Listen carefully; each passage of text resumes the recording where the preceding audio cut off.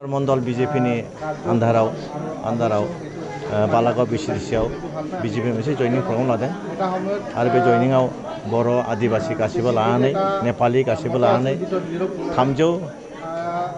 397 मानसिफ्रा बेहाय जयनिं खालामबाय। बेहाय सिङाव जायगा गैयैखाय माखासे बाहेरायाव दं, दा जयनिं जाजोब्बाय गासिबो। जों बेहाय जमदुवार समस्तिनि सासे बिजाथि बा थान्दै हिसाबै EM हिसाबै आं गोसोआव जोबोद गोजोननाय मोन्दों आरो आसा खालामदों जों उनाव बिदिनो खामानि मावगोन। आरो दिनै आं बेहाय साबसिन गोजोननाय मोनबावदों आंजों गोदोनिफ्राय खामानि मावग्रा दिलीप पाउडेल आरो सासे जोंनि बारग' चेयारमेन आरो पिटार हासदा, बिसोर दिनै बिजेपिआव जयेन जाफैबाय। जोबोद गोजोनथाव बाथ्रा। बिथांमोना BPFनि नेतामोन, आसानिबो नेतामोन, गासिबो नेतामोन बिथांमोना दिनै जयेन जाफिनबाय। जोबोद मोजां जादों आरो दिनैहाय जों आसा खालामदों जोंनि बे जयनिंआ ओरैनो थांनाय नङा। जोंनि रायजोफ्रा मा बुजियो, दिनै बयबो लुबैयो जौगाखांनो। दा दिनैहाय जों नुबाय दिनै BTCआनो होन, गुबुन जायगायावनो होन, आसामावनो होन, भारतआव होन, बिजेपि सरकार जेरोखोम सरकार सालायगासिनो दं, जेरैहाय गोरिबनि थाखाय सिन्था खालामना खामानि मावगासिनो दं, गोरिबनि पलिसि लायै खामानि मावगासिनो दं। दा बेखौ नुना रायजोफ्रा गोसो गोजोनदों आरो बयबो मोजां मोनदों। बिजेपिआल' एकमात्र सरकार, जे सरकारा भारतनि निरापत्तानि थाखाय, भारतनि जातिफोरनि निरापत्तानि, गोरिबनि निरापत्तानि थाखाय, छात्र छात्री, बोराय बेन्थ, सेंग्रा सिख्ला गासिबोनि थाखाय सिन्था खालामग्रा, गासिबोनि थाखाय पलिसि खालामग्रा मोनसेल' सरकार, जे मोनसेल' दल बिजेपि दल। बे बिजेपि दलानो जोंनि गासिबो मोजां खामानि मावनो हागोन बयबो सिन्था खालामदों आरो दिनै जोंनि मानसिफ्रा बे जायगानि मानसिफ्रा सिन्था खालामनानै दिनै बिजेपिआव जगदान खालामदों। बिजेपिनि केन्डिडेट फसंगोन आरो UPPLनिफ्राय बिजाथि फसंगोन, बिनि सायाव सावरायनाय जाबाय नामा सार? ओरैनो गावसोर गोजौआव हाइकमान्डआव सावरायगासिनो दं, फाइनाल जायाखै। जायखौखि होआ जों देरहाहोगोन। UPPLबो जानो हागौ, बिजेपिबो जानो हागौ।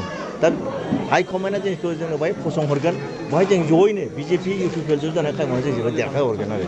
मानोना जों जौगाखांनाय नांगौ, संकस दैनि समस्या दं, बेखौ जौगाखांनाय नांगौ। दस्राबो हायाखै, हानायबो नङा। ओंखायनो जोंहा दिनै जायखि केन्डिडेट फैया जों जयैनो दिनै बिजेपि मोनसे स्ट्रं पार्टि जाबाय, UPPL स्ट्रं पार्टि, जों जयैनो स्ट्रं पार्टि ज' जानानै जेरैखियाबो जों देरहाहरगोन आरो। रफिकुल हुसैन बिथाङा बे जायगायावनो बुंलांदों जे कंग्रेसनिफ्राय बिजाथि फसंगोन। दा अब्ला बिथांमोननिफ्राय बिजाथि फसङोब्ला बिजेपि दलाव माबाफोर एफेक्ट जागोन? निस्सय जानाय नङा। दिनै बेहाय जोंना आसामाव सरकारा जोंनि बिजेपि UPPL सरकार, बेहाय दस्रा सरकारा बेहाय जेबो इम्पेक्ट खोलैनो हाया। जोंनि जायगायावबो हयथ' बै समाव मिटिङाव गोबां मानसिफोर फैनाय जानो हागौ, आं नुवाखै। खिन्थु फैनायफ्रा मा बुंलांखो खोनासंफैदों। खिन्थु बयनिबो गोसोआ बिजेपि UPPLआवनोखा। ओंखायनो बिसोर जायखौखि केन्डिडेट होआ, कंग्रेसआ दा जोंनाव खामाय गैया। जोंहा सरकार दङ अलरेडि। बाय इलेक्सनाव नोंथांमोना बयबो मिथिगौ, बाय इलेक्सनाव जाय सरकार दं बेनो देरहाखायो। बबेबा मोनसे जायगायावल' उसुबिदाफ्रावल' हयथ' दस्रा रोखोम जायो, खिन्थु मेनलि बाय इलेक्सनाव सरकारनि पार्टियानो देरहाखायो। दा जोंनावथ' थांनाय बाराव जों बेहाय जों गोबां भट मोन्दोंमोन, खिन्थु जों देरहानो हायाखै। थेवब्लाबो एबार जोंना स्ट्रंगार जाबाय आरो। थांनाय बाराव BPFआ देरहादोंमोन। दिनैहाय जों नुबाय बे BPFनि जेसेबां मानसिफोर, फ्राय 70% बर' मानसि बा आदिबासि मानसि बा मुस्लिम मानसि गासिबो जोंना बिजेपिआव जयेन खालामजोब्बाय। दा होमब्ला UPPL बा माने माबाया जेनेबा कंग्रेसआ बहाय मारै देरहानो? कंग्रेसआथ' गैखाया। BPFनि मानसियाबो कंग्रेसनो भट होनाय नङा आरो दस्रा रावबो होनाय नङा। गथिखे BPF, UPPL बा बिजेपि निस्सय जोंनि बे जे जयेन जे पार्टि होगोन बेखौनो होनानै देरहाहोगोन आरो कंग्रेसआ बहाय खामाय गैया, देरहानाय नङा। सर, আমি শুনি পাইছোঁ যে আগতে আপুনি BPOত আছিল, এতিয়া আপুনি BPO কি এৰি পেলাই আপুনি? হয়, মই আগতে ছাত্ৰ সংগঠনতো আছিলোঁ। তাৰপিছত মই পাৰ্টি BPF পাৰ্টি আছিলোঁ, চেণ্ট্ৰেল মেম্বাৰ। তাৰপাছত মই BPF ৰিজেণ্ট কৰি ইলেকশ্যনো খেলিছিলোঁ শ্ৰীৰামপুৰ সমষ্টিত নিৰ্দলীয় পাৰ্টি হিচাপে। কিন্তু আজি যিটো নেকি বিজেপিৰ কাৰ্যকলাপ আৰু যিটো নেকি সিহঁতৰ আদৰ্শ, সেইটো ভাল পাই মই আজি বিজেপিত জইন কৰিছোঁ।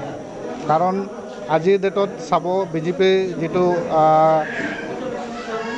মটো আছিল, যিটো জিৰ' টলাৰেঞ্চ, সেই বস্তুটো আজি পূৰা হৈছে। কাৰণ আজি আপুনি চাব, আজিৰ ডেটত আমাৰ অসমত যিটো দালাল ৰাজ, সেইটো শেষ হৈ আছে। প্ৰত্যেকটো জেগাত আপুনি গ'লে আগতে দালাল আছিলে, এতিয়া কিন্তু যিটো আমাৰ CMৰ নেতৃত্বত এনেকৈ এটা কাম ভাল চলি আছে, যিটো নেকি আমাৰ অসমত নিকা আৰু সততা এটা মানে এই বস্তুটো আজি আহি গৈছে গতিকে মই সেইকাৰণে মই বিজেপি ভাল পাইছোঁ আৰু বিজেপিৰ কিছুমান কাৰ্যকলাপ মানে আচৰিত ধৰণৰ যেনেকৈ মই জম্মু কাশ্মীৰৰ কথাটো কওঁ আৰু তেনেকৈ বহুত উদাহৰণ আছে আপুনি দেখিছে নেকি কিবা BPF-ত আগত আপুনি যেতিয়া আছিল তেতিয়া আপুনি কিবা লেখ দেখিছে নেকি যাৰ কাৰণে আপুনি হয় মই ক'ব বিচাৰোঁ BPF-ত বহুতখিনি তেনেকৈ লেপছ আছে যেনেকৈ সেইটো এটা মানে সৰু এটা দল গতিকে তাতে মই ক'ব বিচাৰোঁ BPF-ত বৰ্ডৰ বাদে বাকী বেলেগ চিন্তা নকৰে কাৰণ আপোনালোকে চাব BPF-কে কিন্তু আজিৰ ডেটত UPPL-এ ভাল কৰিছিল কাৰণ আজিৰ এটা উইলছনক আজি EM দিছে নমিনেটেড হিচাপত যিটো নেকি BTC-ত 20 বছৰৰ পাছতো হোৱা নাছিল আজি 20 বছৰৰ পাছত আজি নমিনেটেড হিচাপত MCLA দি এটা EM দিছে তেতিয়াহ'লেতো আপোনালোকে চাব পাৰে তেতিয়াতো BPF-ত বহুত আদিবাসী মানুহ আছিলে কিন্তু এটাও নমিনেটেড হিচাপত কিয় দিয়া নাছিল সেইকাৰণে মই BPF আৰু এতিয়া নাই BPF শেষ হৈ গৈছে আৰু BPF কেতিয়াও উঠিব নোৱাৰে